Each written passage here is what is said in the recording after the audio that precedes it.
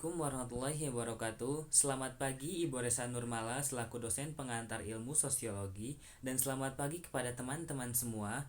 Pada kesempatan kali ini, saya Nasif Fauzan Abdillah dan rekan-rekan kelompok saya akan mempresentasikan hasil tugas kelompok yang diberi judul Integrasi, Reintegrasi Sosial, dan Konflik.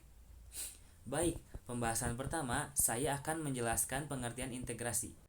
Integrasi berasal dari bahasa Inggris, yaitu integration, yang berarti kesempurnaan atau keseluruhan. Integrasi sosial dimaknai sebagai proses penyesuaian di antara unsur-unsur yang saling berbeda dalam kehidupan masyarakat, sehingga menghasilkan pola kehidupan masyarakat yang memiliki keserasian fungsi. Nah, selanjutnya syarat terwujudnya integrasi sosial. Menurut William F. Oakbur dan Meyer Nimkov, poin pertama, anggota-anggota masyarakat merasa berhasil saling mengisi kebutuhan-kebutuhan di antara mereka. Kedua, masyarakat menciptakan kesepakatan tentang norma dan nilai sosial yang diimplementasikan sebagai pedoman hidup bermasyarakat. Dan terakhir, norma-norma dan nilai sosial tersebut berlaku cukup lama, tidak mudah berubah, dan diterapkan secara konsisten oleh seluruh anggota masyarakat.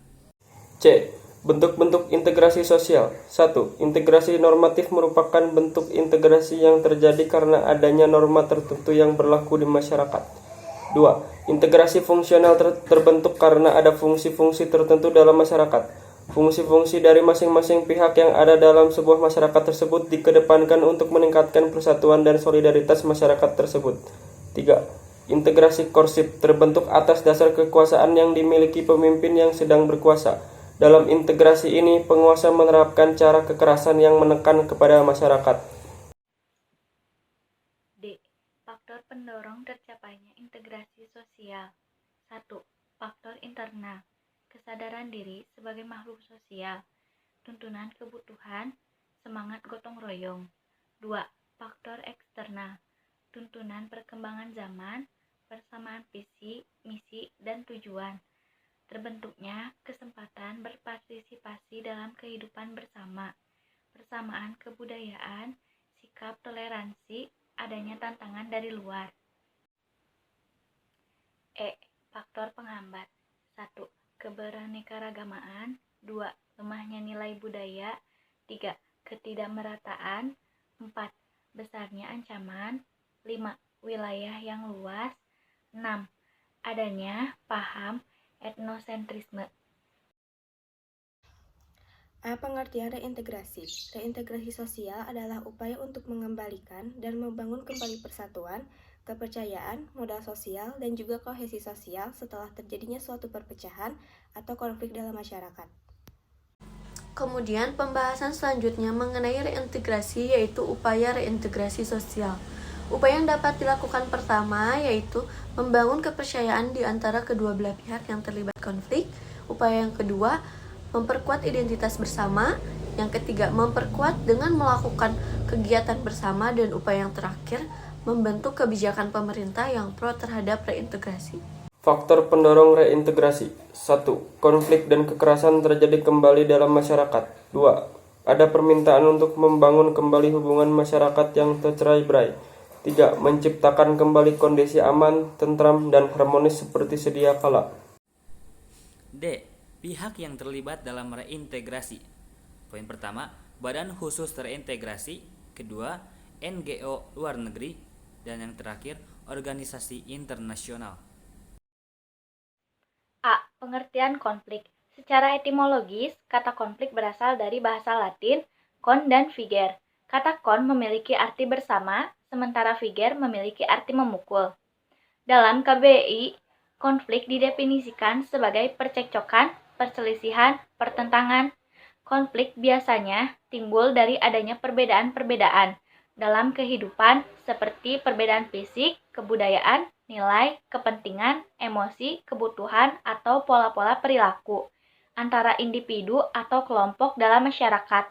Konflik adalah sebuah kondisi saat ada dua atau lebih pandangan, keinginan, kepercayaan, kepentingan, nilai, atau kebutuhan yang berbeda, berseberangan, tidak sejalan, atau tidak selaras. Penyebab konflik. 1. Adanya perbedaan sistem nilai dan sistem norma di antara kelompok-kelompok sosial yang ada di masyarakat. 2. adanya perbedaan pandangan di antara dua orang atau lebih yang berkenaan dengan persoalan prinsip. 3. Adanya benturan kepentingan terhadap suatu hal atau objek yang sama. 4. Adanya perselisihan paham yang menimbulkan emosi di antara kedua belah pihak. 5. Adanya perbedaan kepentingan politik, baik yang bersifat lokal, nasional, maupun internasional. Bentuk-bentuk konflik. Bentuk konflik yang pertama yaitu konflik individu. Konflik ini terjadi ketika ada benturan keinginan, kebutuhan hidup, tujuan hidup, dan sifat individu yang berbeda. Bentuk konflik yang kedua yaitu konflik antar golongan atau antar kelas.